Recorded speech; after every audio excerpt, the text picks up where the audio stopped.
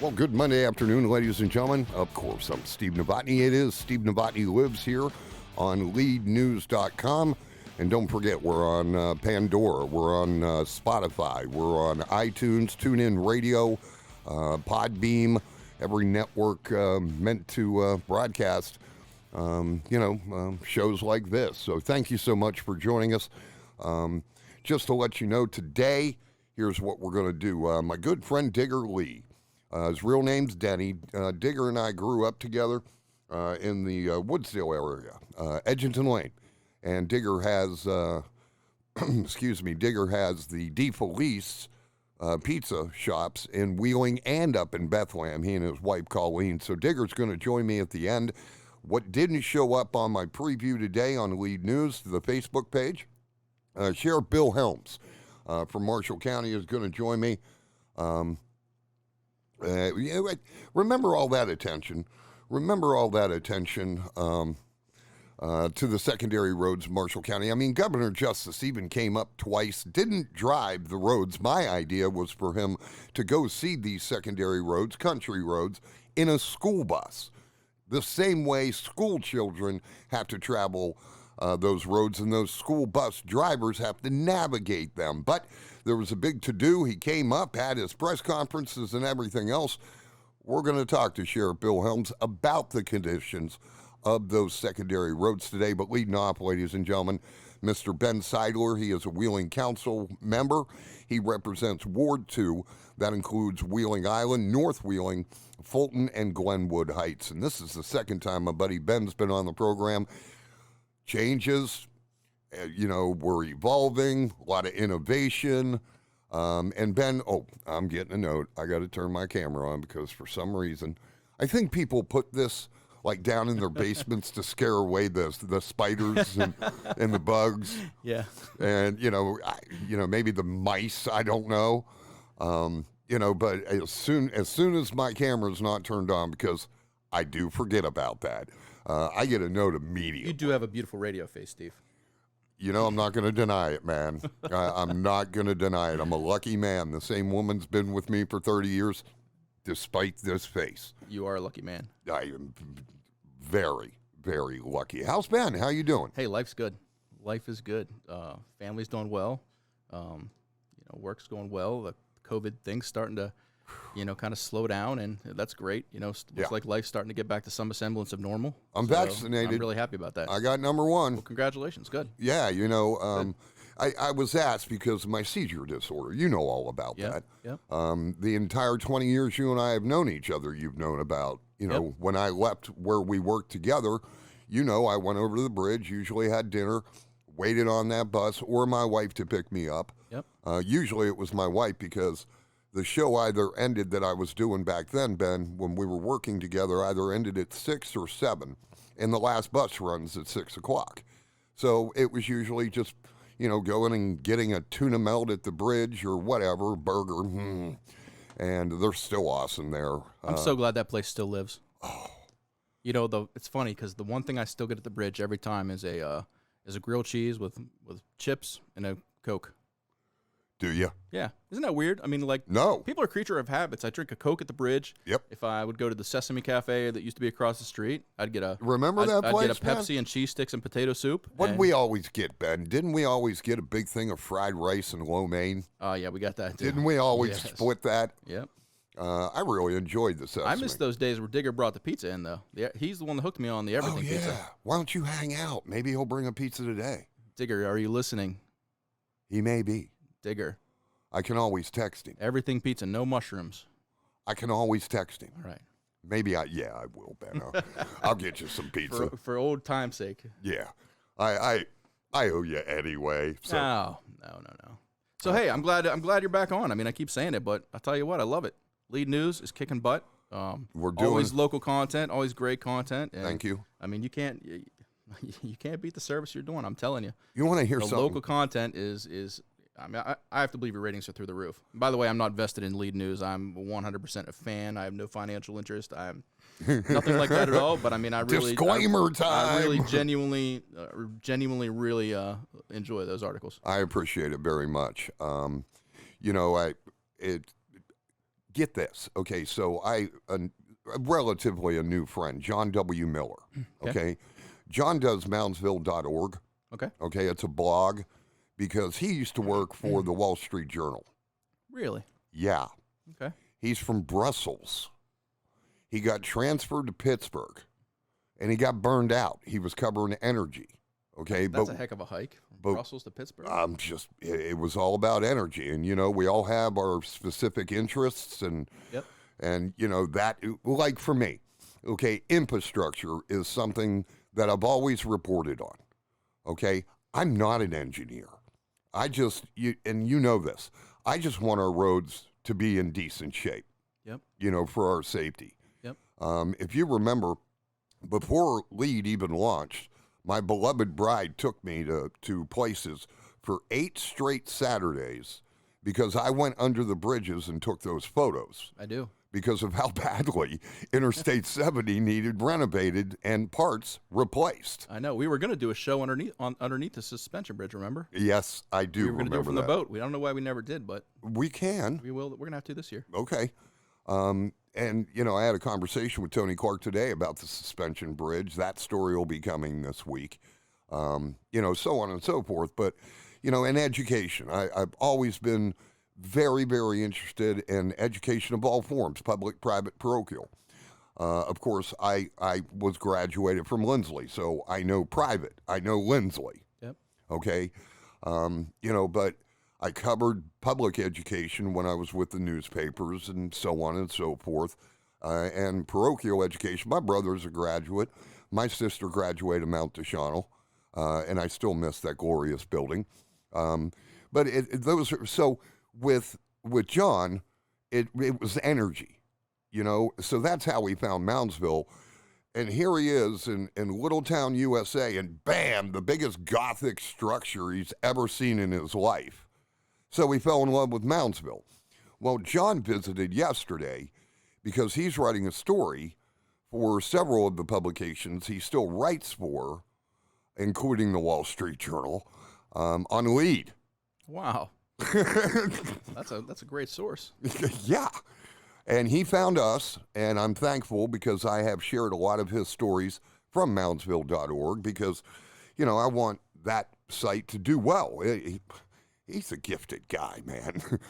And so we just have this collaboration going back and forth. And I did write a story about him because I thought, wow, you had the killer gig. I'm a journalist. You had the killer gig with the Wall Street Journal in Pittsburgh.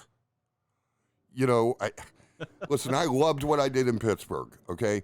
Absolutely loved publishing that Pirates newspaper. Love the game of baseball. You know that better than most people. I do. And, I just found it fascinating that a journalist, no matter where he's from, would give up that gig.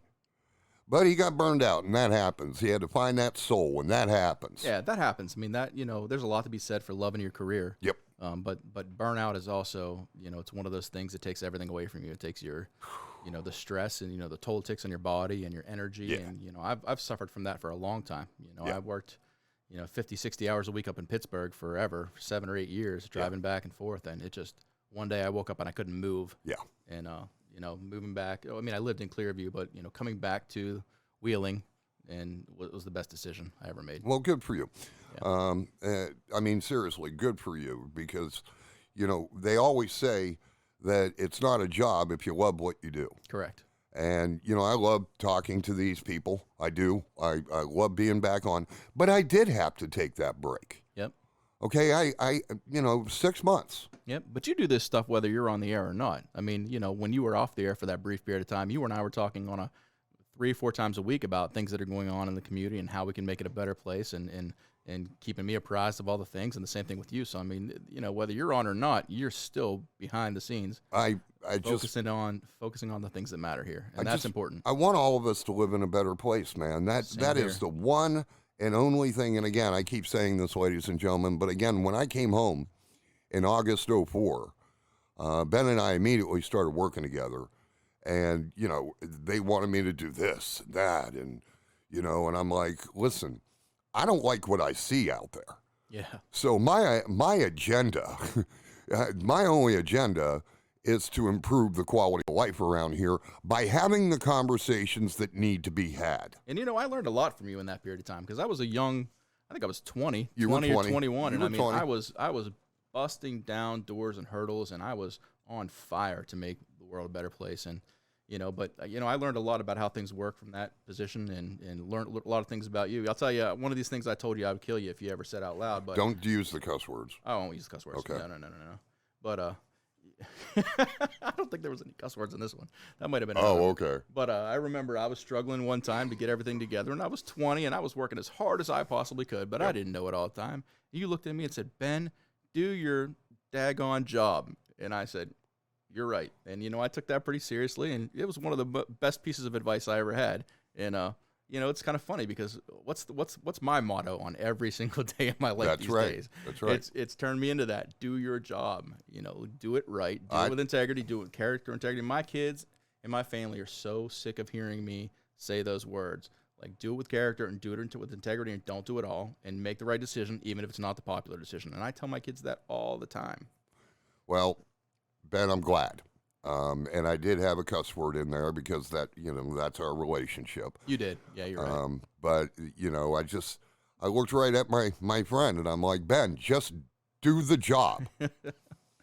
And problem with there is I didn't know how to at the time. I was hired to be an IT guy, and the next thing I knew, I was probably the youngest operations manager of a radio station in the country. Yeah, then you left and it fell on me. Yeah, well, hey, you're welcome for that.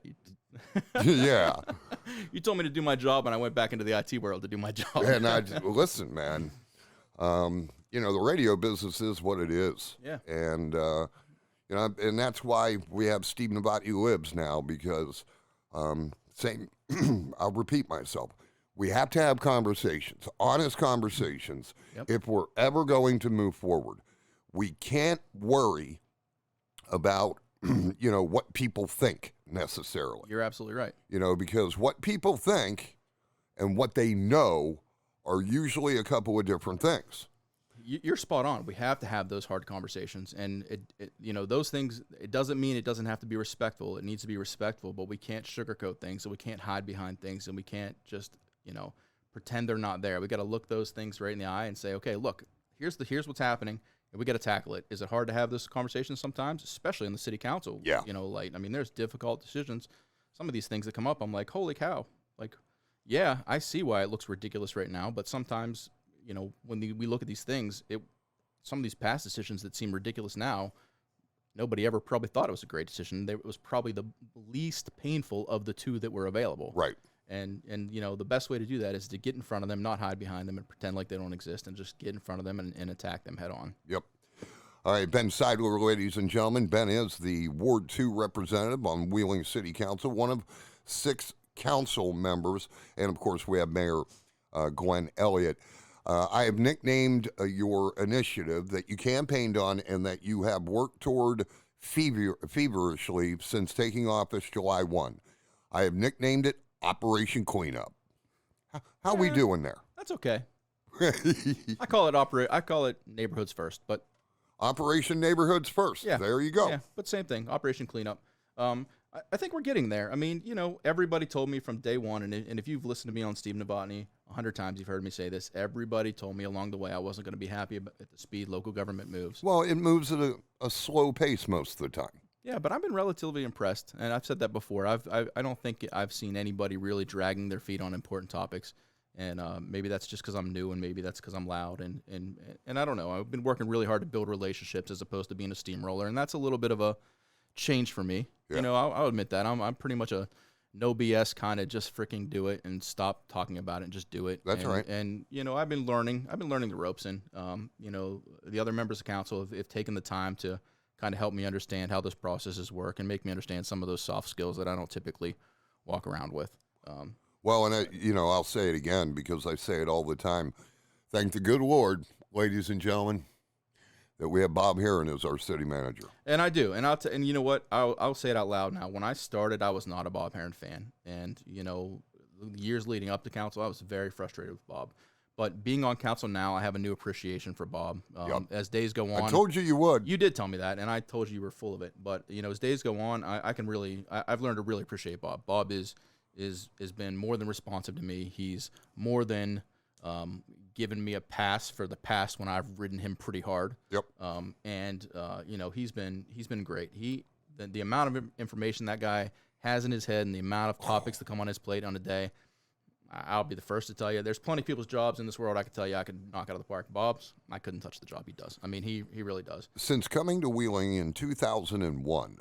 By the way, please don't tell him I said this. I don't want him to get on, I don't want to mushy or anything. He's watching. Yeah, no, and I did. I told you, Ben, your opinion's going to change once you're on the inside. Yep. And that's me saying that without ever being truly on that inside. I've just covered Wheeling for what now, 17 years. I can't tell you how many conversations that I've had with Bob Heron. And I've challenged him, just like I've challenged, I used to challenge former Mayor Andy McKenzie all the time. Sometimes he changed my mind. Yep. Other times I changed his mind. Yep. That's what I'm talking about. I agree. And there's still times that I challenge Bob, and I'm sure that there's still times where Bob just sees my phone on his caller ID and it's like, oh, God, it's Ben again. I'm absolutely positive of that. But, the great thing that I've learned about Bob is that he does take the time to explain things. And if something doesn't make sense to me, he'll tell me 6 times until it adds up or it doesn't add up. And we'll go through it. And, I appreciate the amount of knowledge he brings to the table. And I still push his buttons, and I still push hard, and I still, I've not let up the pedal. But he's very much, at least to me, he's been appreciative of the information I've brought to the table and working behind the scenes. We're doing a lot of behind the scenes stuff with the code enforcement department, and by city charter, it's abundantly clear that by city charter I have no right within the city to go into that department and give them any of my 2 cents. I mean, they can say thank you, Councilman Seidler, but we're not interested. And they don't have to do that. But Bob's given me, access to be a part of those conversations, and I've been really respectful of it. I don't push too hard, and I always ask him, like, are you okay with me asking this? Because I don't want to betray that trust and that. But Bob's been more than open in allowing me to work with him on the business processes and things like the new code enforcement software. I know that's something we'll talk about at some point today. But we've got, on that topic, we've got the short list pretty well figured out.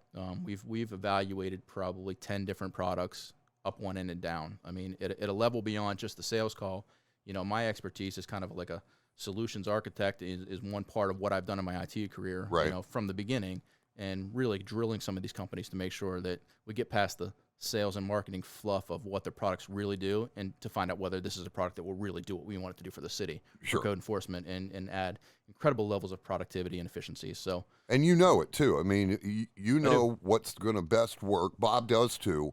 And I'm glad. Now, Operation Neighborhood First. Yes, let's get back to that.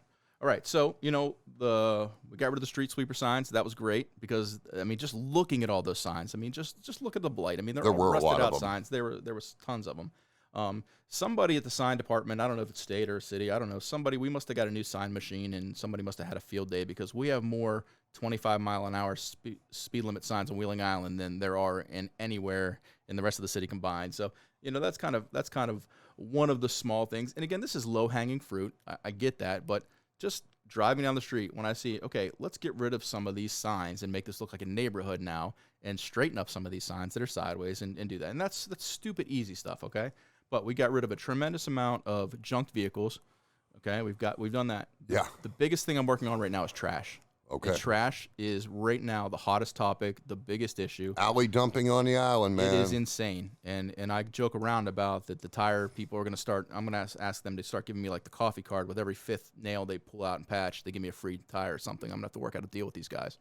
But that's the biggest issue. When we get the clean outs, when somebody moves out of an apartment, they do the clean out, somebody's disgruntled, it doesn't go in a box or a dumpster. It just goes everywhere out the window. And if you drive up and down the alleys today, we still have issues where people put the trash out. And this isn't a little bit. This is enough that it bubbles up to actually talk about on the radio, okay? Yeah, it's causing problems. And it's everywhere. And they put it out after trash day without trash cans in these bags, and their neighborhoods or their friends or their neighbors' friends come and tear open the bags and put the stuff everywhere. Right. And so, we're working on a rental inspection program. We've drawn a line in the sand that we want to have at least the details of that document ready to get out to council in April. That doesn't mean council's going to vote on it the first week of April. Now, can I make a suggestion? You absolutely can. Did you have a committee? We did. Okay, Yep. that's all I wanted to hear. Were some of them landlords? Not in terms of that committee. No, we had the public safety committee. Okay, we ran it through, and then my suggestion is, here it is. What do you think? There's going to be a public hearing about it. Good. There will be a public hearing on it. But I remember the last version, and the last version was rough. It was bad. I want rental inspection programs pretty badly, and I wouldn't have voted for the last one.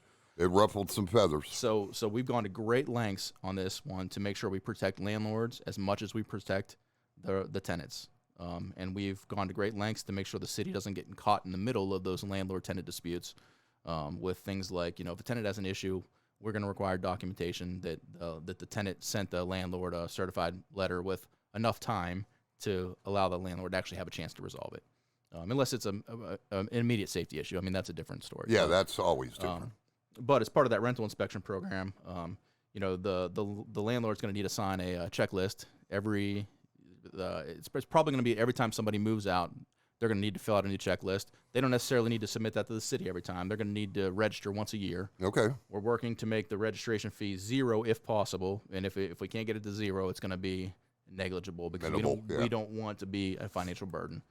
So we're just doing the math to figure out if hopefully we can pull it off with a $0 cost to register the properties, because we don't want to be a burden. We want people to invest in the property. I'd much rather them put that money in their property than put it in the city's hands. Sure. And so as part of that, we're going to make sure that they have X number of trash cans per rental unit with lids on it that's snapped shut. That's in the ordinance. It is in the ordinance. I mean, we're going to clean up that ordinance a little bit and make it a little bit more reasonable. But this ties back to the code enforcement software. Whereas if you have a violation, they're going to go out and they're going to take a picture right on their tablet of that trash. By the time they get back to the office, that letter's already going to be sitting on the printer. Sure. I mean, like literally, not joking around. That letter will go out that same day to say, hey, you got 6 days to clean this up, and this is your first offense. And if here's a $100 citation. But if you get it done this time before, if you pick it up immediately, they'll waive the citation. But after that, it's $100, and after that, it's going to be whatever the next number is, the next number is, and this software is going to track that. So it's not going to be like, it's a paper sitting on somebody's desk, and we never really do anything about it. These fees are going to be, it's going to be incentive to actually keep your neighborhoods clean. Ben, as far as Operation Neighborhoods First, what's the biggest violation other than the trash? Because, again, ladies and gentlemen, if you drive through the alleys on Wheeling Island, you're probably going to see it.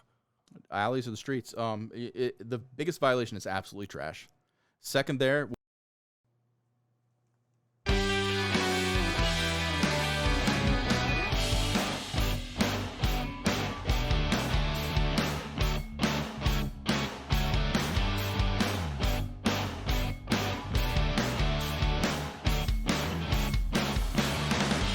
42 degrees here in downtown Wheeling. Welcome back to the show, ladies and gentlemen. They're telling me the National Weather Service, considerable cloudiness, occasional rain, maybe a shower or two, and our low is right around where we are now, a low of 41.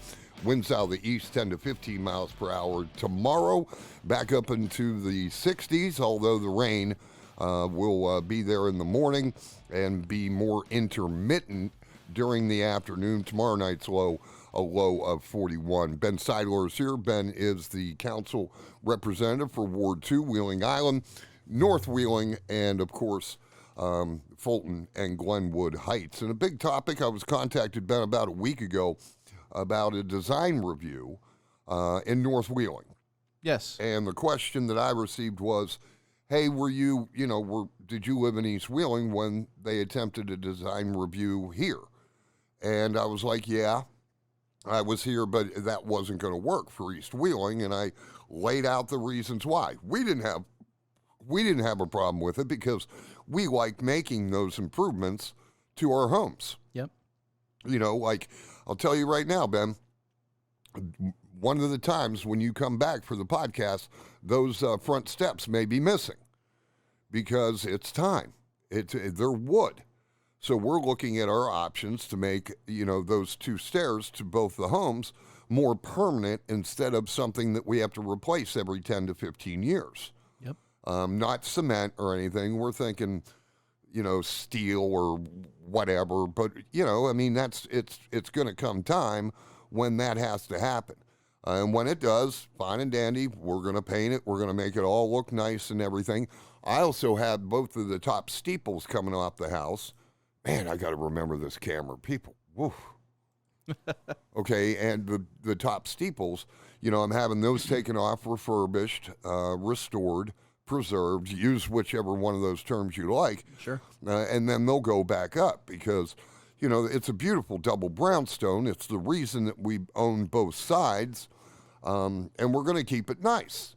My neighbor across the street, Jeremy, he's the owner of Rachel's on 16th with his beautiful bride, Rachel. He did a great job, and he is going to continue painting. Go Eric Walker. As soon as the weather turns, but it's beautiful. And he does a great job everywhere. I mean, look at what he did downtown to the old Uncle Pete's building down there. I mean, he turned that place around. It looks beautiful there. Yes, it does. And you're right, it gets contagious because, my neighbor Eric Marple and his beautiful bride Jonna, and our next door neighbor has had some significant work, and, so on and so forth. And, I like that, I like, and the House of Hagar, they've made some improvements and really changed their mode of operation, and we appreciate that. Yeah. One time they were in front of the city and there were 16 conditions and all that, and, I spoke with a couple of people. I'm like, listen, we live across the street. This is all we would like you to change. Bada bing, that's all it took. And and that Catholic, I believe they call it a Catholic worker house, they're doing great. But the design review in North Wheeling, my fear is, Ben, is pretty much not going to work because of the same reasons why it wouldn't work here in East Wheeling. And the primary one is that there's a lot of people who do own their homes here in East Wheeling, but they can't afford what a design review mandates. Tell me your thoughts on North Wheeling and a design review. Sure. So I want to start with saying that design review, design preservation review is a function of the neighborhood. So it's not a city function. The city doesn't come and say, this is not the city coming to you saying, we want to impose these restrictions on you. This is a group of residents in your neighborhood that come together that say, hey, look, we have a block of property here, or a couple blocks of property here, or a section of property here that has historic value. Yep. Right? And they sure do. They do. And it comes together with a group of neighbors, a group of people, not just one person, but a group of people that have this desire to keep their neighborhood nice, right? So the main purpose of preservation design review is really to protect the historical and architecture integrity of North Wheeling, the North Wheeling historic district, and they're doing that by creating measures to, just protect when people are restoring or repairing the exterior features or constructing new property, within that district. Right. So I mean, there's a couple things that get misconstrued really quickly. First is that not everything in the design review document is a requirement. Some of those things are recommendations. Okay. Right? Not everybody, this is not the entire North Wheeling. This is a block of North Wheeling in this as it currently stands, which is basically both sides of Main Street and the west side of Market Street from the interstate ramp north, including the south side of 6th Street and both sides of Main Street, Terrace and 8th Street. So it's basically, main and half of Market from basically 6th Street up to the interstate, right? Not all of those things have to necessarily fall in, right? It needs to be a block, and that's the offer that the committee from the Victorian Old Town Association's put together to present to see, put together a package to say, hey, look, this is going to be good for our neighborhood. And I'm going to say this once, and then I'm going to stay out of this from my opinion. I do support this, and because it's not a city function, I'm being very careful not to shove this down anybody's throats. Sure, right. This is really a neighborhood decision, and it's up to them. And I'll support, no matter which direction it goes, I'll support it 100%. But there's a group of people that have worked really hard over the last 2 years, speaking with a lot of people in this neighborhood. So to kind of tweak this design. So one of the most important things to remember is for the most part, this design preservation review really only affects the the outside facade of the building that's facing the main roadway. Okay. Now there are some other cases where, like on the corner of 7th Street or whatever, if you have a house that faces 2 main roadways, well, then you basically have 2 facades that are, would be, affected by this. Okay.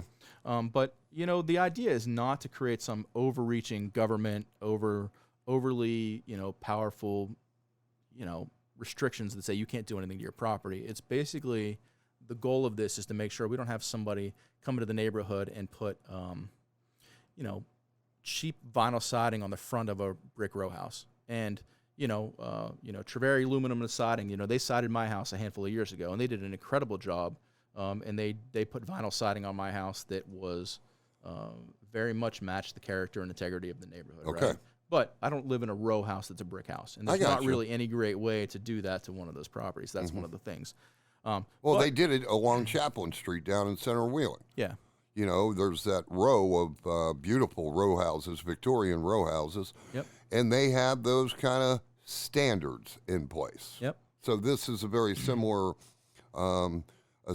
attempt to just put some standards in place based on the neighborhood and not city council. It is. And what I'm just going to paraphrase a little bit more. It's like paint colors. Paint colors, I believe, if I recall correctly, when the topic came up about East Wheeling back in the day, there was a whole to-do about the paint colors. And this design review document here that's up for review doesn't stipulate people's paint colors.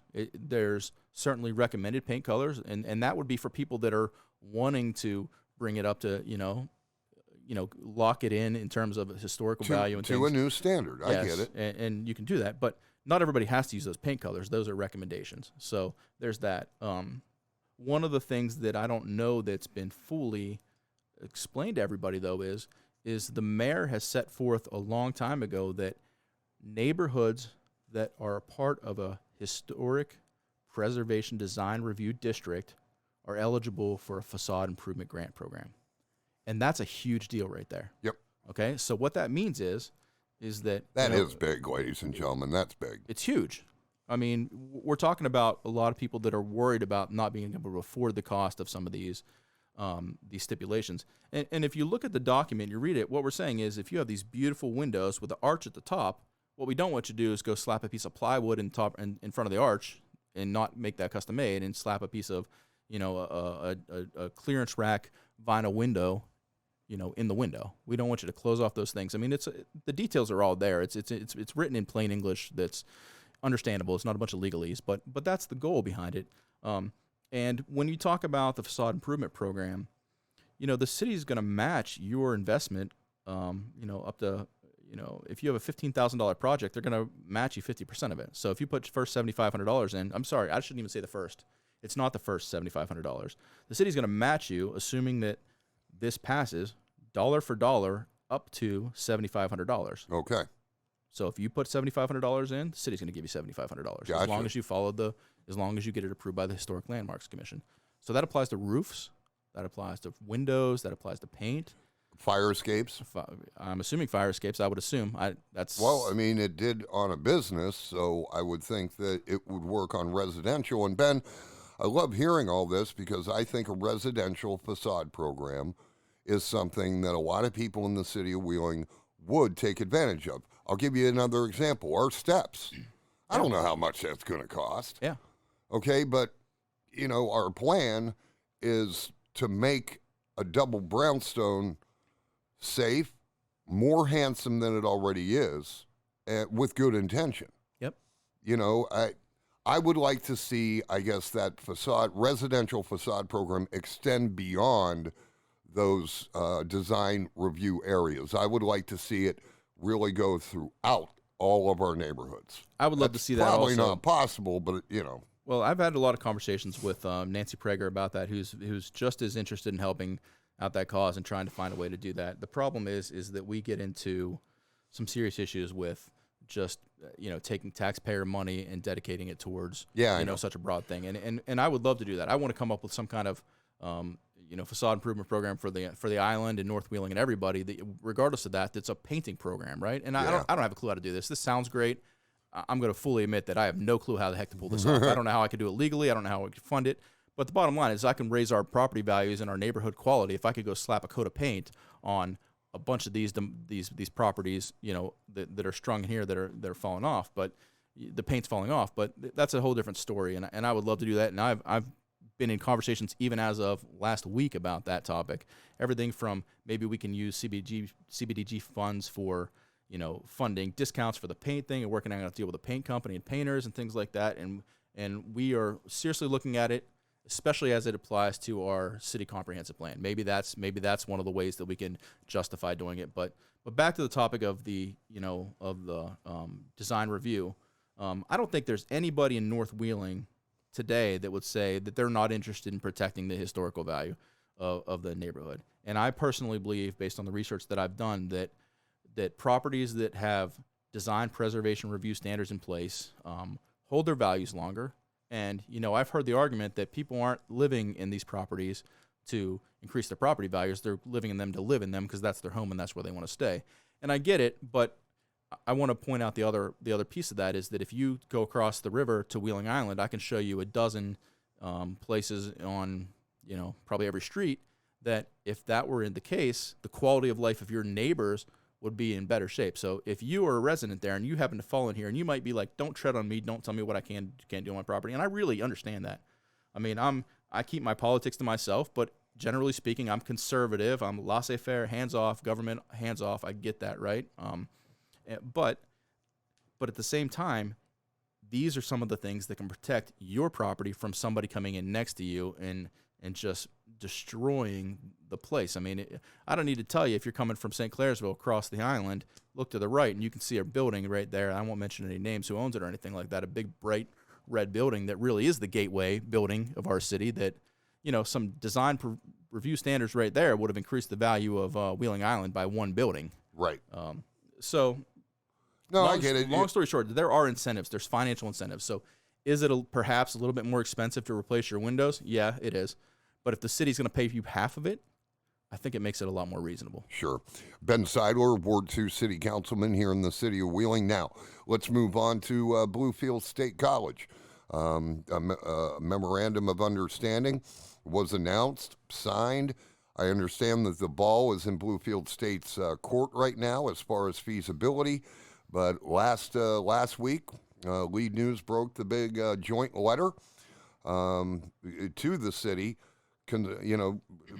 really communicating a lot of disappointment. What surprised me the most, Ben, about that is conversations were not held with those three schools before moving forward with the memorandum of understanding with Bluefield State. Yeah. So, I'm going to just come out and say that I'm going to chalk part of this up to being a new councilman on my behalf. I don't think there's any way around saying that. I'm a new councilman, and, with that, we went into an executive session with the development committee, where we received a presentation from Bluefield State on what their ideas were and what their potential use is. And I think that the city, switching gears a little bit, I think the city has a responsibility to take anybody seriously that has an interest in leveraging those buildings or taking those buildings off our hands. Sure. The goal from the day one has been to get those buildings out of electos' hands, get them on our books, and get them back off our books where they can find useful tax-generating revenue, whether it's tax or whether it's a new hospital or an ER there, a mental health facility. We don't want to be landlords. We don't want those buildings on our books. We want those buildings back in the hands of somebody that's going to put a useful life to them. So it's absolutely our responsibility as a city to take anybody seriously that comes forth with a legitimate plan, and obviously has proof of a plan and financial backing and things like that to make it happen. So that being said, competition's good, and I'm not against competition. The only thing that I'm really going to say, I'm gonna kind of steer clear of this answer a little bit, and I hate to do that, but the best I can tell you is that I was pretty disheartened to learn that the information that I interpreted from that presentation ahead of the council vote didn't really clearly align with the information that came from the response from the three local other colleges and higher education institutions in their joint letter. my interpretation of that presentation was that Bluefield had already reached out to the other institutions, already had those conversations. I interpreted it as they already had the blessing by those folks. I interpreted it as when they said they didn't have competing,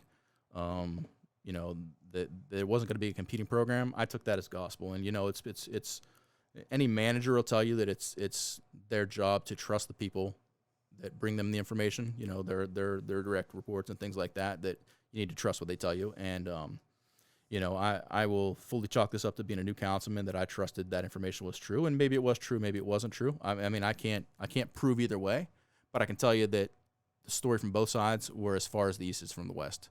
And with that said, I don't like being a pawn.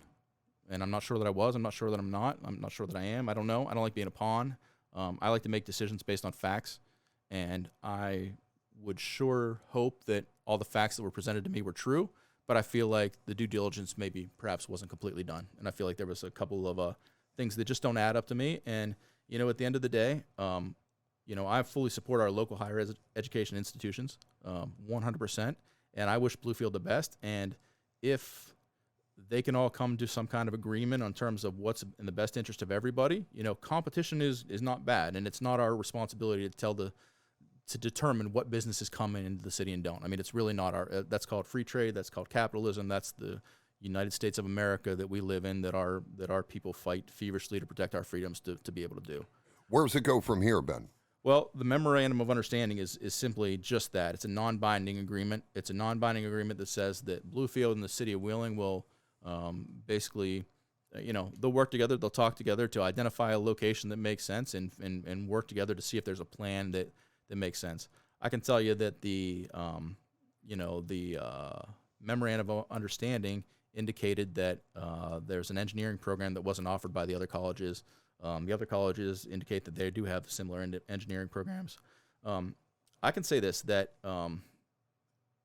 one of the things that I will not easily let happen again next time is something like this to go through quickly. Like sure, this. Right. It feels like it went very fast, and perhaps we needed to pump the brakes, and next time I will. So if we go into a development committee meeting, come out of that, and there's a memorandum of understanding already written, and we go to vote for it on council, I'm going to not do that next time. I'm going to chalk that up to a bad decision on my behalf. Learning experience. Learning experience, and we'll take the time next time to make sure that we do that. Because if Bluefield had the opportunity to come, in an executive session to a development committee to make their pitch, I think that next time it would be wise for us to put it on the agenda for council, so that anybody else that potentially is interested in using that building and coming up with an agreement with us has the ability to make their case and speak on it too. Ben, how much space did Bluefield State communicate to the city that they would need on the former OVMC campus?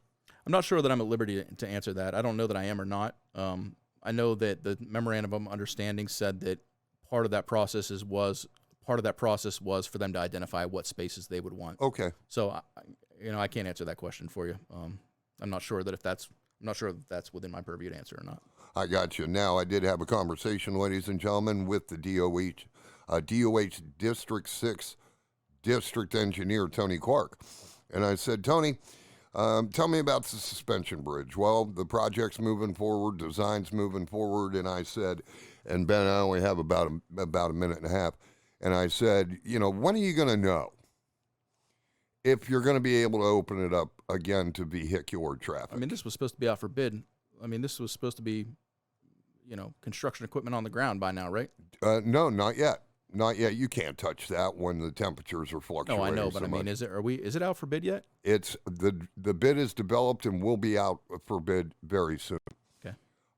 But Tony told me, he goes, Steve, I'll be honest with you, I really don't believe that we're going to know whether or not that bridge can open up to vehicular traffic again until those crews get into the guts of that bridge, unwind the cables into that bridge. Yep.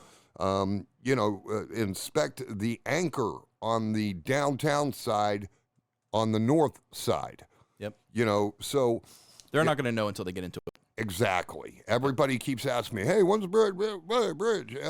And then I have other people saying, oh, that thing's never opening again. And it's just, they don't know yet. They want to, you want them to, but They don't know yet, and they will not yet know until those crews are really into that project. I'll give you one thing in 10 seconds or less, and that's probably a lie, but no, well, that's all we have. okay, well, the engineer that came and spoke to us about that, the Wheeling Island Community Association, he got my attention. He was serious. He's a dad. He said, look, it's not that I don't want to keep this open. It's not a matter if or when. It's a matter of when this thing drops if we don't address it and take care of it. And he didn't feel comfortable letting his kids go across that thing. And when he said that to me, I mean, it made sense. So we got to get in there and figure it out. Ben, thanks for coming over. I appreciate it, my friend. You know I'm going to continue inviting you over. I love it. Let's do it.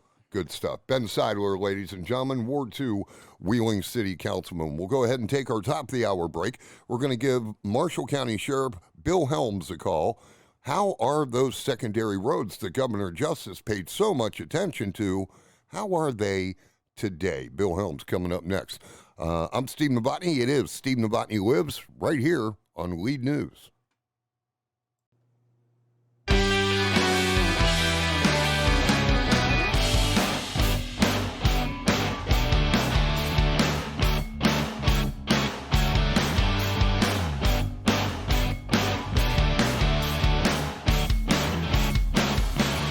Many thanks to Ben Seidler, Ward 2 Wheeling City Councilman. He comes over to the house for the podcast instead of calling. Not everybody. Maybe in the future I'll be able to get my next guest to come to the oldest studio in the history of the city of Wheeling. My next guest, of course, Marshall County Sheriff Bill Helms. Bill, how are you, my friend?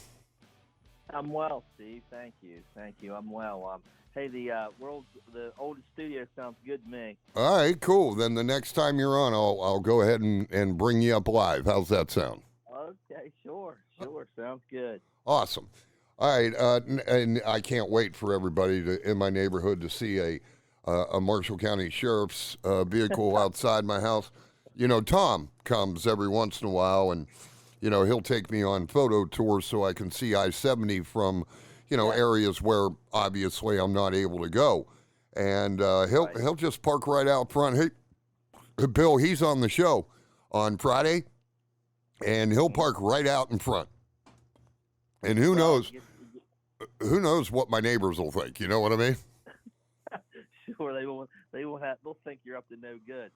Well, you never know. Like, oh, Novotney's got the cops in his house now again.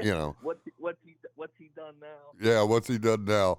How's Bill? How's the family, the boys, the son, the grandkids, your beautiful bride? Everybody's well, thank you. I appreciate it. We had a load of grandkids this weekend, so it was nice, and everybody's doing okay. Good. Hey, Bill, you know the overall topic that I want to talk to you about, but Bill, do you remember when? This is a remember when segment. Do you remember when there was so much attention to the secondary roads of Marshall County, so much that it actually reached Charleston, West Virginia, so much that the Governor Jim Justice, came to Marshall County not just once, but twice to say, we are taking care of the secondary roads in Marshall County. You remember that? Oh, my. How could you forget it? That seemed to be the topic of conversation among so many people and around so many dinner tables. I mean, it dominated what was going on in the county for quite some time, didn't it? Well, yeah. And, when I don't remember who, but, when somebody goes out on those dangerous, scary roads and takes a bunch of photos with a couple of lawmakers, it just seemed as if, holy moly, all of a sudden, here's Big Jim. I think I might know that guy. That guy was out there helping to document and get the word out about the roads. I think I may know him.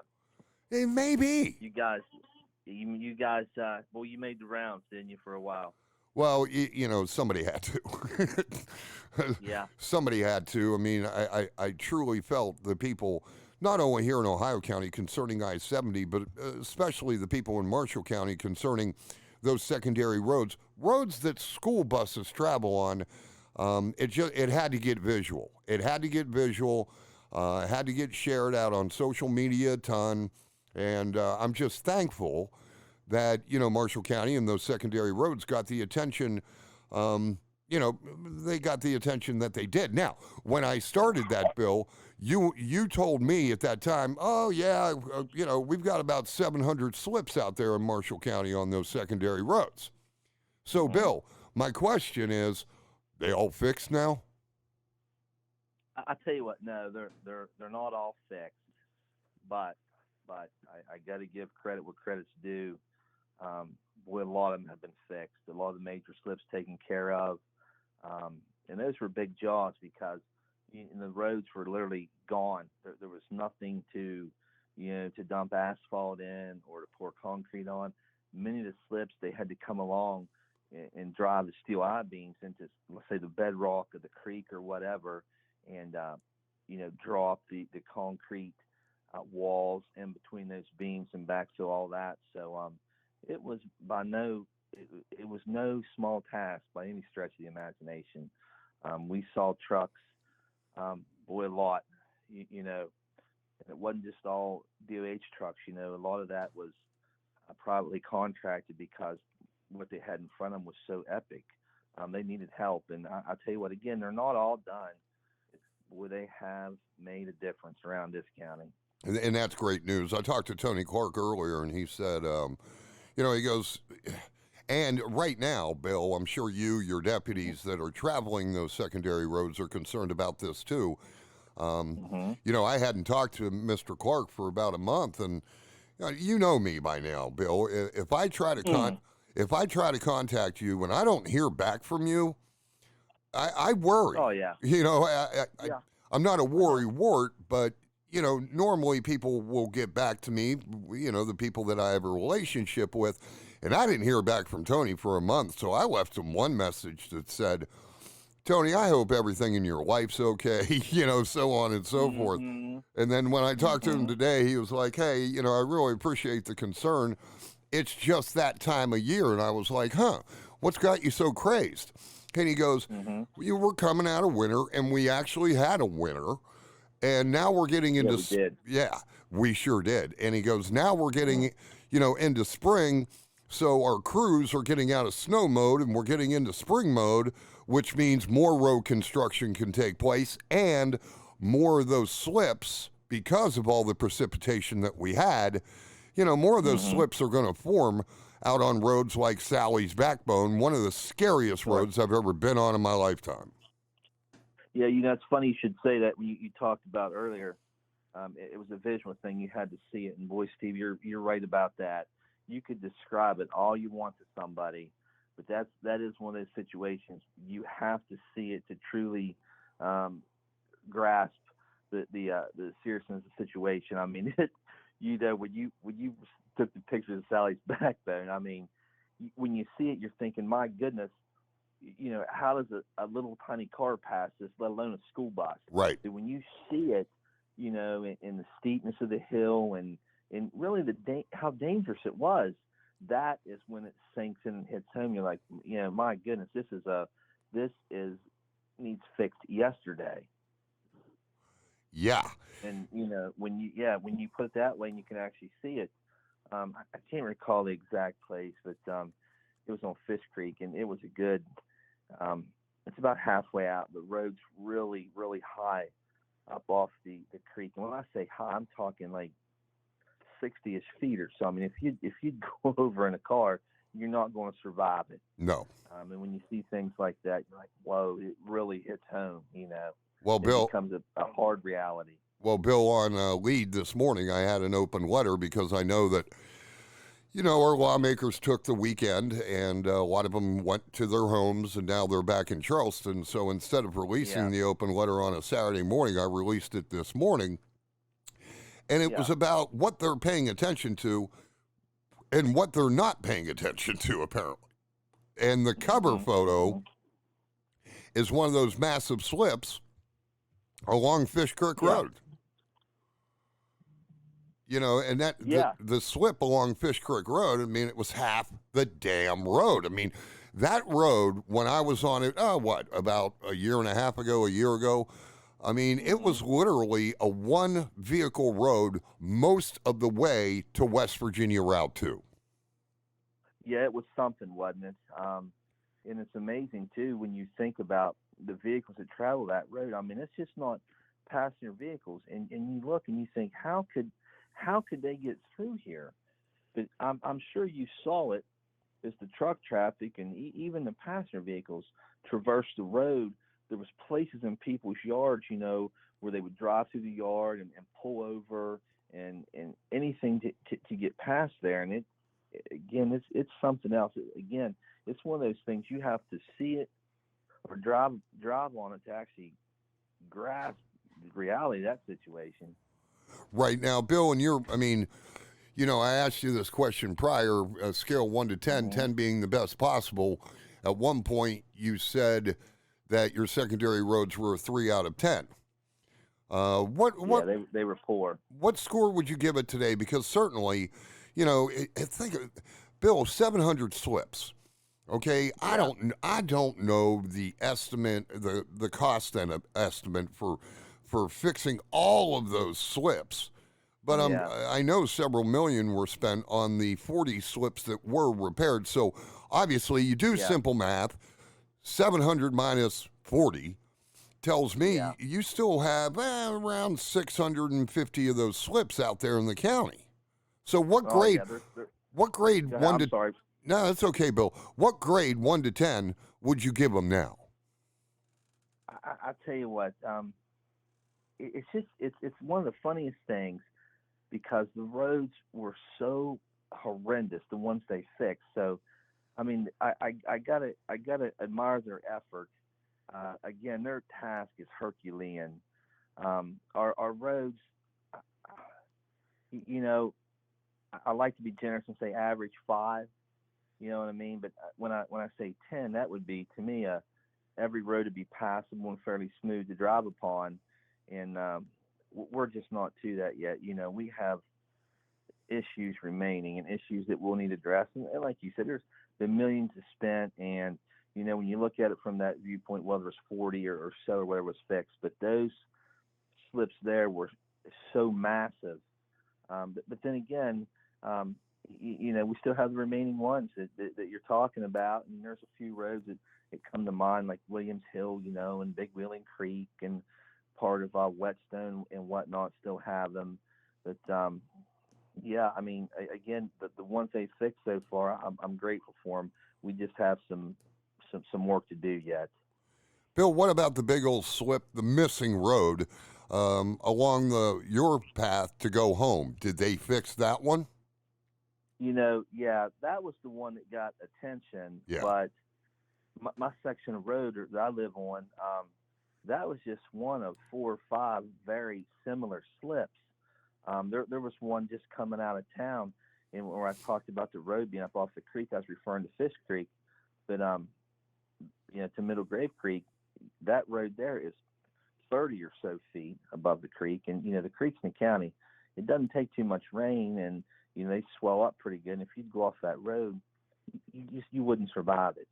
But yeah, they have fixed it on Middle Grave. It looks good, and it was those slips again where they had to go and drive I-beams into the bedrock of the creek, and boy, that takes time. They got to drive the I-beams in, and they use the sections of reinforced concrete and drop between the beams almost like Lego blocks.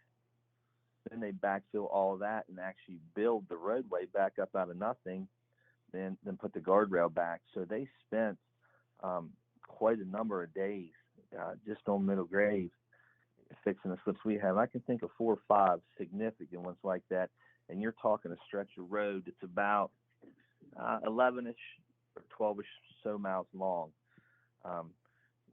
That's just a short piece of road out of all the roads we travel in the county. And Middle Grave and Fish Creek, they're not the only 2 creeks. There's water everywhere, and everything's hilly. There's not one flat or straight mile in Marshall County. So fixing those roads, that's a big job. Yeah, it's a huge job. And as you know, Bill, about a month ago, I was up on Sally's Backbone again, and I was real happy to see some of the bigger slips that were fixed. But I was also really happy to see brand new guardrail That's Yeah, I know. that's why it was the scariest road I think I've ever been on, man. You go Yeah. on that road, and I'm always the passenger. You know that, Yeah. and Right. I'm looking over this hill with no guardrail, and I'm like, what if one of those gas and oil trucks comes at us right here? What option do we have? So more guardrail in Marshall County than Yeah. I've seen. Yeah, there is more guardrail, and I know like the slips, all the slips I've seen when they repair them, the extensive repairs, like they do put guardrails back. I will be the first to say we are woefully lacking in guardrails still in this county. One road that pops to mind is Roberts Ridge going into Bowman's Ridge, which that's the part you take before you get to Sally's Backbone. Mm-hmm. There's a lot of steep, twisty road through there too, and Cameron Ridge and just different areas. I'd like to see it all have the guardrail put up on it, but you're exactly right. When something's coming, what do you do? Your choice is to meet it head on, which you're going to lose. Right. If you do that, or you get out of the way. So, I agree with you on that. And I too would like to see some more guardrail. Are you still, Bill Helms, getting complaints from residents out in the county about those secondary roads? We do get complaints. Hey, I got to say, not like we did. Not like we did. Even our own vehicles, our own cruisers, man, we were going through, tires and wheels and repair work, and which I'm not saying again, there's still lots to go, but boy, I'm really thankful for what they've managed to do so far. Back to Fish Creek, it in of itself, beyond the slip repairs, the entire length of it, which is about 25 miles, all needs paved and smoothed out and widened in some spots. But, I suppose we're getting there. I hope so. Bill Helms, the sheriff of Marshall County, on the program, ladies and gentlemen. Now, Bill, as far as spring approaching, granted, we have to be concerned about those ridges. But what about criminal activity? I always ask you, when we enter into a change of season, Bill, what are you looking for? What do you fear? What do you expect as spring and then, thank the Lord, summer comes into play? Yeah, you know what? I anticipate a busy summer. Already, the weather's just starting to break a little bit. We've been busy. Arrests have been up. Things have been going on. And I think it's a result of the winter, people being cooped up. They can't get out of the house. Of course, all the COVID restrictions is placed upon people.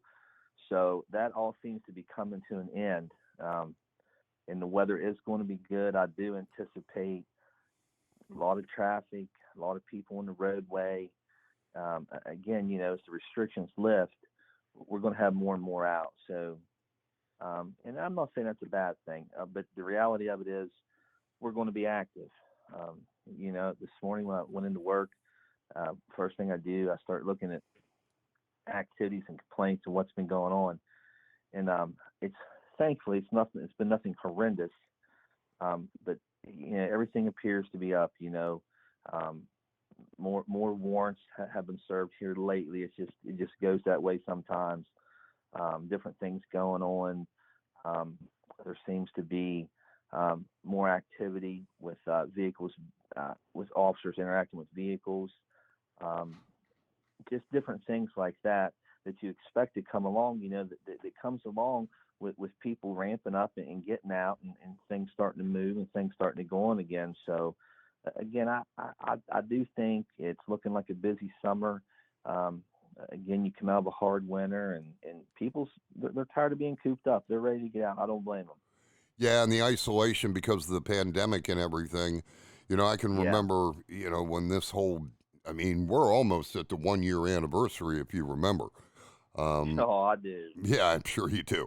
Here in Ohio County, I know that St. Patty's Day was like the last evening anybody was truly allowed to go out. And then the girls' basketball team got canceled. The boys' basketball team, schools got closed. The stay-at-home order was issued. Restaurants, bars were closed. Restaurants had to do takeout only. It was a big surprise. Nobody expected any of it. And then all of a sudden, here we are. We've got to stay in our homes. So, people busting out because of spring and because the numbers seem to be going down. Yeah, that's a great thing. I just hope, Bill, that people who are eligible for vaccinations go get them. I tell you what, that's one of the things we do is we're partnered with the Marshall County Sheriff's or Marshall County Health Department, and they put on vaccine clinics, and it's often, and we usually have one or two deputies out there. Not that we anticipate trouble at a vaccination clinic, but we're there to keep things moving and keep them orderly and to help with parking or whatever else. And there's a lot of people, Steve, that go through those vaccination clinics. Sometimes I believe they're doing 1,200 vaccinations a day, and it's going good. And it really seems like people are taking advantage of it. I know that people I've talked to, they're waiting their turn. They're waiting to get in there, and they're eager. They're eager to take the vaccine. So I think they're going to, from what I've seen. Well, and I hope so, because they call it herd immunity. Yeah. I think I'm not going to get into the debate. I've had friends die of it. I've had friends go through it. I've had friends feel nothing but have it. They've tested positive. And I have other friends that it really knocked them on their butts for, 4, 5, 6 days. I don't want to deal with it.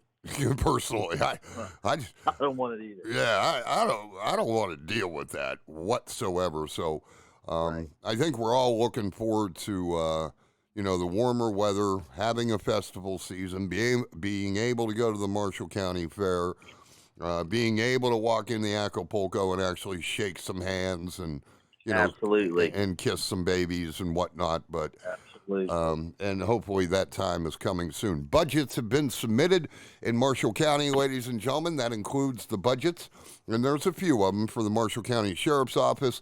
Bill, what are you getting new? Did you put any additions in that big old budget? You know what? This year we kept the budget. I'm not going to say sparse because it's not sparse. The commission funds whatever we need whenever we ask for it. I'm very thankful for that. I think what we did, we upgraded a lot of things. Some of our precision rifles at work, our tasers, some better equipment for the cruisers. What else? I did put in for this. I would like to have it. An automatic download system for our body cameras. And it's not, when the deputies come in, it seems like a small thing, but they don't have to worry about taking their camera off, hooking it up, downloading it. It's a hands-free type of thing. You walk in, you drop it into a dock, bam, it downloads the whole thing for them. They pick it back up and put it back on. So it's a time saver for them. So I anticipate we'll get that, and that'll help them out. And not to mention it's a better system for keeping video, because at any time when the deputies is out, they have a body camera rolling. So I want to be able to preserve that data in a more easier manner. Oh, I don't blame you. Any new deputies or anything like that? Yeah, I tell you what, we were down a few. I've not requested any additional yet, simply because I've had a hard time coming up to full staff lately, as all police agencies are.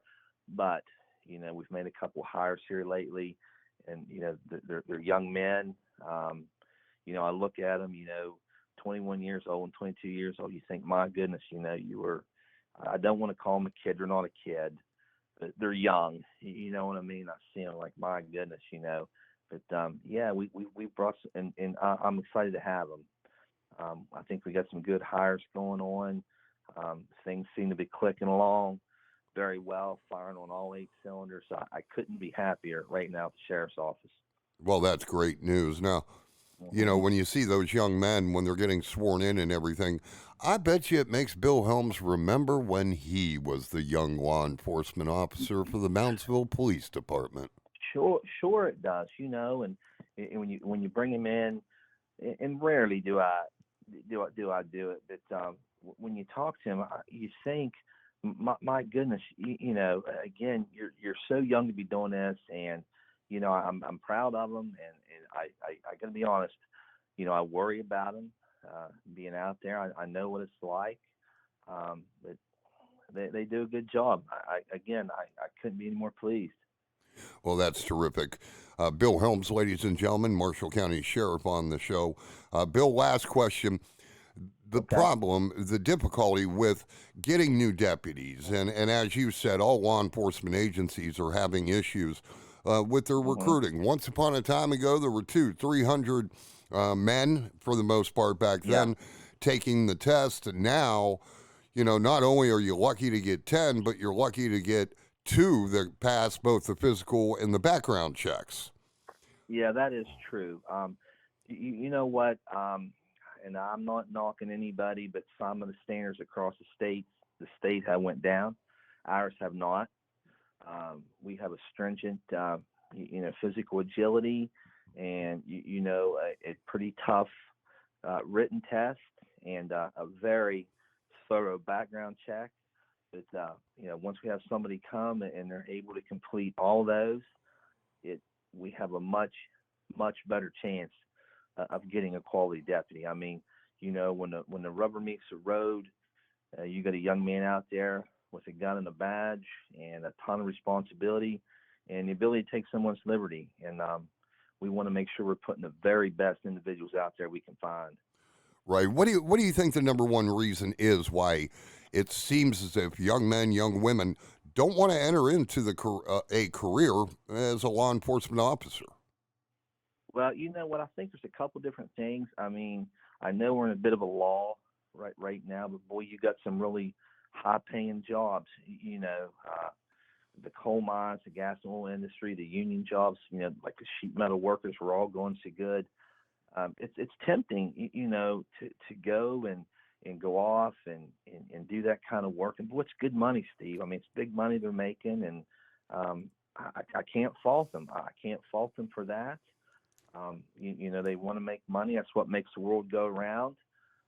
We have a lot of people, I think, that have a pull inside to serve, to give back to their community. But again, you got to pay the bills every month, That's right. And it's not that we're not competitive. We are, but to be honest with you, we're not competitive with, gas and oil and coal mine wages, and I just don't think that's going to be that way. And until it does, we're not going to see 100 people sign up for a test again. Right. All right, Bill, I'm going to let you tell the family I said hey. And of course, I'll invite you back on in a few weeks. Okay, my friend? Okay. Take care, brother. I appreciate it. Bill Helms, ladies and gentlemen, of course, the sheriff of Marshall County. We'll go ahead and take the bottom of the hour break. When we come back, a guy I've known most of my life from Edgerton Lane. Yeah, that's right, in Woodsdale. Digger Lee. He and his beautiful bride, they have 2 DeFelice Pizza shops, one in Wheeling and one in Bethlehem. We'll talk to Digger here in just a few moments. I'm Steve Novotney. It is Steve Novotney Lives right here on LEDE News.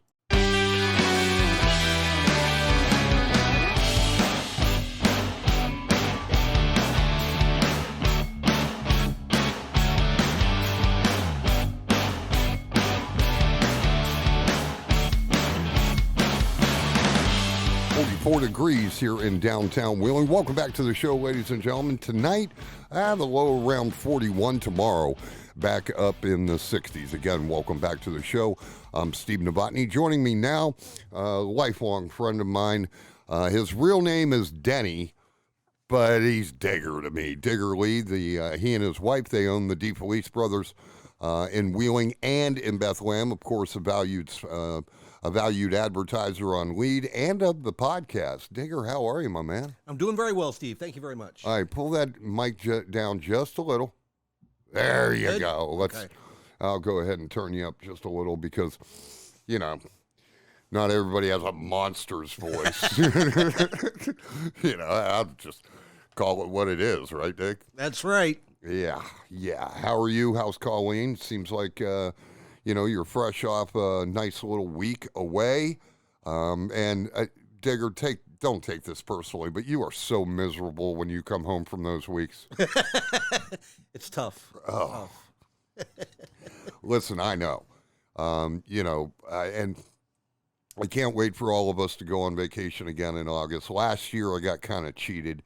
I just can't wait to be myself again on those trips. And, and you were there. You were very supportive, and I just want to say very publicly, thank you very much. You're a true good friend. I do what I can, Steve. I really do. Oh, I know you do. You always have. You always have. Now, Wheeling and Bethlehem, ladies and gentlemen, I don't know how many people actually realize this, but it's been 20 years for the community of Bethlehem to have DeFelice Pizza. Yeah, we opened December 17th, 2000. Now Colleen's son, Mark, is pretty much running the show. Dude, whenever I go by there, okay, for whatever reason, and I'll look back into the lot because Colleen usually parks on the right side near the back. Mm-hmm. And, when Michelle and I are going by, it's usually around noon. So your wife should be gone. Yeah. Because now she's folding boxes and doing prep, right? Yeah, she works roughly 8 to 11, 4 days a week. Sometimes she has to work Wednesday. If they're busy, she'll stay longer. It just depends. Right. She's semi-retired. I mean, why not? Yeah. She still has her hands in it. She still helps Mark out. Oh, yeah. But Mark is in charge of the business. And that's a progression that you guys had planned when it all started. Mark has worked there since the beginning. Mark, I did a story on Mark taking over the Bethlehem shop, and, in the beginning, he was working 2 jobs. He was cooking at West Texas. Oh, yeah, in the very beginning, yeah. In the very beginning, and Yes. then he was coming to help you and his mom out. And then finally, you guys had the good conversation with him, like, hey, you're pretty damn good at this. Why don't you come full time? We'll make it worth your while. And he's been there ever since. Yeah, it's a natural progression for him to take over for his mom. Yeah. It only makes sense. Listen, I dig it. I looked at Mark a couple of times and, just on a friend-to-friend basis, like, hey, man, you got to get your mom out of here, dude.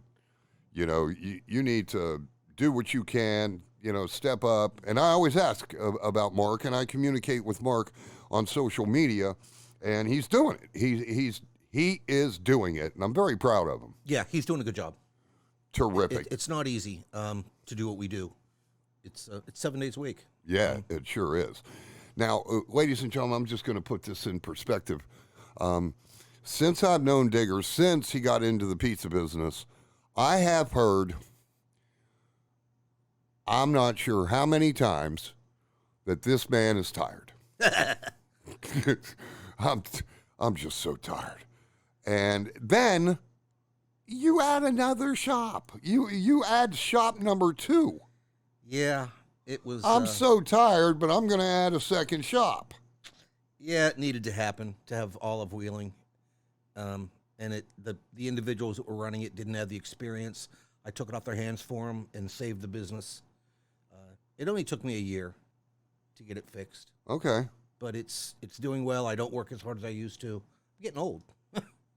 Shocked. We know, Digger. Yep, we're all getting old. I'm right behind you, brother, and you know that very, very well. Right behind you. But, you have the second shop, and the biggest key, you tell me, and then we're going to get into the pizza business, but good employees. I mean, that's got to be huge.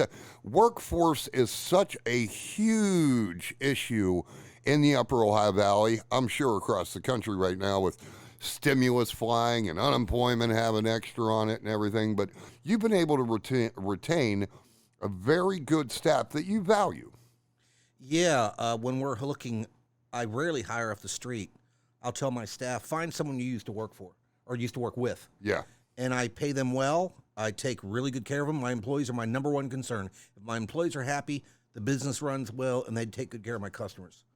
The employees are definitely number one. I couldn't do it without them. I did a recent interview with Tom Strushin. He's the guy that has Salsa Joe's. Mm-hmm. Did a recent story about he expanding into the Wheeling area. And I asked him, I said, Tom, in the restaurant business, and he knows I'm very familiar with, the food service industry. I said, what's the most difficult part? What's the hardest part? And he goes, just making sure everybody's happy so they enjoy coming to work. Same thing, right? Yeah, yeah. If they don't enjoy the job, they can work anywhere. That you have to make it pleasant, because it's a tough business working for the public.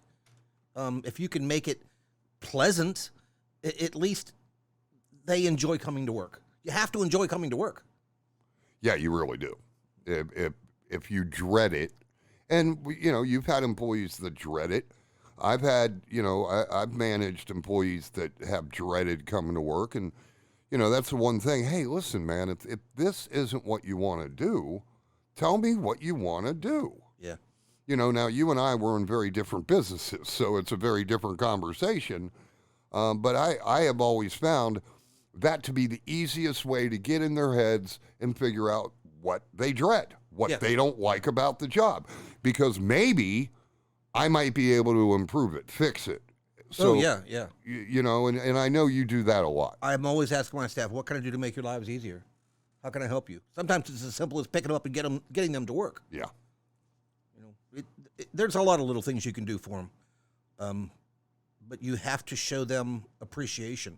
Everybody needs to be appreciated, and without them, I don't have a business. That's pretty much human nature. It is. It is.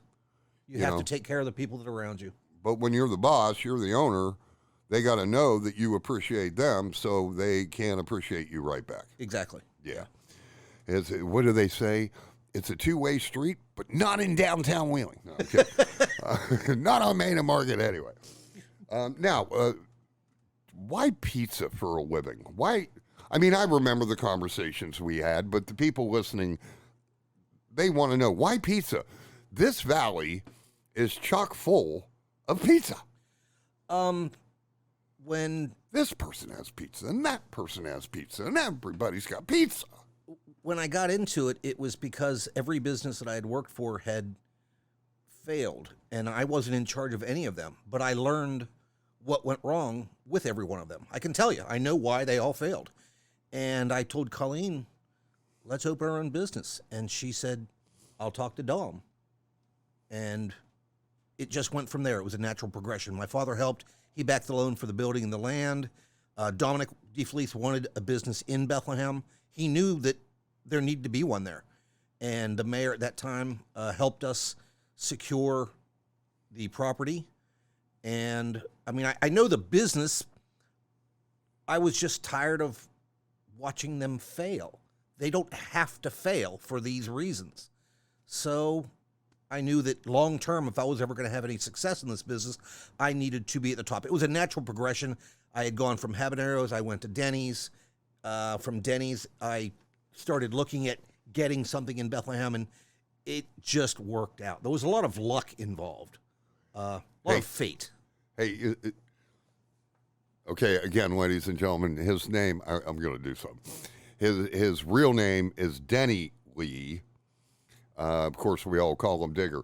What was that one business you worked for? What was that called? It starts with a D. Denny's? Oh, Steve, you just kill me. But when I was there, I went by Dennis. Did you really? Yeah. It didn't work then, so it. Hello, Dennis. I think I made fun of you because your little name tag said Dennis. Yeah. It worked that way. It was a valuable experience. Well, I mean, you know all the years that I spent inside an Elby's, very similar business models. Mm-hmm. Not so much product. Denny's tries, but Elby's, that was the king of family restaurants. They are. I don't want to say they're all the same, but I mean, when you're working in food, someone else does the actual recipes. Yeah, we put them together and do it properly. I could not create my own menu, but I try to think that I make DeFelice Brothers pizza that I serve better because of my experience. Honey, you can say hi to Digger. You guys don't have to be silent. People will appreciate that personal touch. You know what I'm saying? Hey, look, she doesn't want to be heard. My shy little wife, I tell you. Oh, well, her loss. Unless she's mad at me, and then she's not so shy. Now is she? Now is she? Say anything about that? No, it makes total sense. Now, without being specific to one business, what were some of the reasons that those businesses did fail that you recognized? Again, don't be specific, but a lot of people think they know more than they do. No one knows it all. None of us know everything. nope. A lot of it is the economics. A lot of it was winter. Mm. Winter can kill a dining room in certain areas. People just don't go out. Yeah. You just don't make it. It's tough. It's a tough business. Seasons have a huge effect on sales. Around here, absolutely. Now, if I were a server or a bartender at Glassworks / Ehlenfeld up at Wilson Lodge, and we got a big snow, I'm bumming out. Yeah. Because, especially during the pandemic, because the lodge, I think at one point, that beautiful lodge had 4 or 5 rooms filled. So there was no use to have Glassworks or the Ehlenfeld dining room open, and, most businesses in the food service industry suffered greatly during the pandemic, but not so much you. No, we were one of the lucky ones. Tell us about that.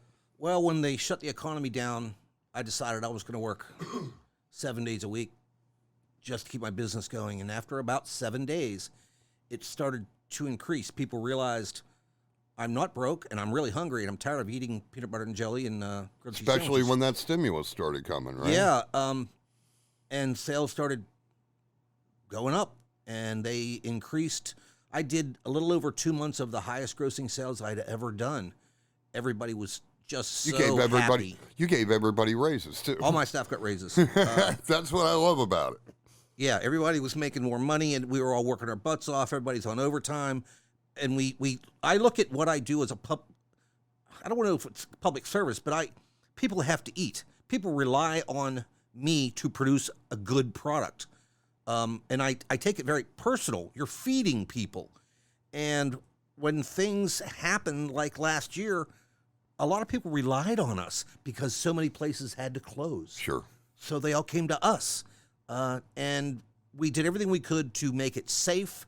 I delivered to people outside the building, or we'd put it in the trunk, or whatever they wanted. And it worked out real well. Like I said, I'm one of the lucky ones. We did a lot of donating. What do you need? What can I do to help you? The hospitals got a lot of attention because they were having such a stressful time. Yeah, they were.